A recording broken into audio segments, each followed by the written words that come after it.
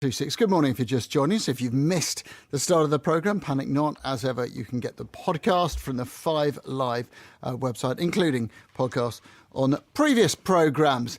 Morrisons will publish its full year results later this morning. Not expected to be a very happy set of numbers.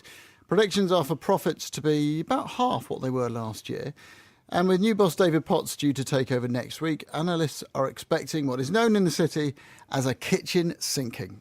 You put all the bad news out there before the new man takes charge. But the man who left, Dalton Phillips, was drawing praise for his strategy of cutting prices to take on the likes of Aldi and Lidl, as well as perhaps belatedly launching a loyalty card.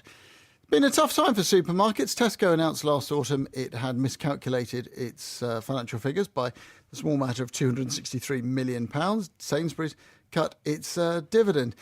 What the dire predictions for Morrisons tell us about the supermarket world, though? Well, Helen Dewdney writes for the Complaining Cow website. And, of course, you have already heard from Holly Cook. But, Helen, let's start with you. What have the supermarkets, do you think, been getting wrong with customers over the past few years? I think it's as simple and as basic as they don't listen to customers. If they listened to what customers wanted and delivered that, then their profits would rise. It's as simple as that. If they want to get the customers in, they need to listen to what they want. So what are customers saying and not being listened to? I think very much that customers want consistency of pricing. All the offers, the bog-offs, having to buy 6 packets of loo roll to make a saving, that sort of thing, really annoys people. Just give us the cheaper price throughout the year. The quality of fruit and veg, making sure that it actually lasts. The ripen at home. No, can we just buy it ripe so that we can eat it?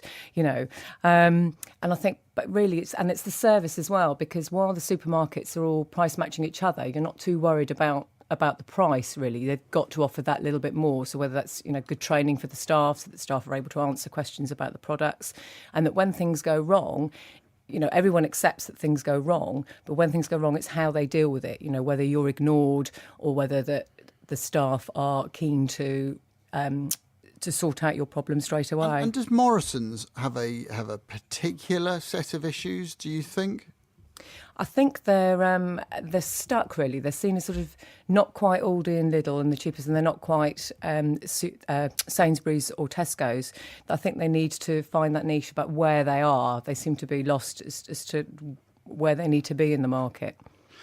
When I think of Morrisons, I think of a time warp that ever since it bought Safeway, it's been stuck in the 1980s. It was late with. Does it do home delivery? I don't even know if it does it. It's only just started to do that recently. Very late to the table. Well, there's a classic point then. And what about websites? Internet shopping. Do that? Yeah, it's just started to. So it's 20 years behind the others. Yeah, and it's very behind in the very simple things like the chocolate and the sweets at the tills. The other supermarkets got rid of that a long time ago. The children's pesta power in Morrisons the other day, and there's the chocolate still at the tills. It's very simple things. That's the sort of thing the customer wants rid of. We wanted rid of it years ago. Some supermarkets listened and some didn't. And Holly Cook from Morningstar. Morrisons, it seems to be the place where old Tesco executives turn up. Is that fair?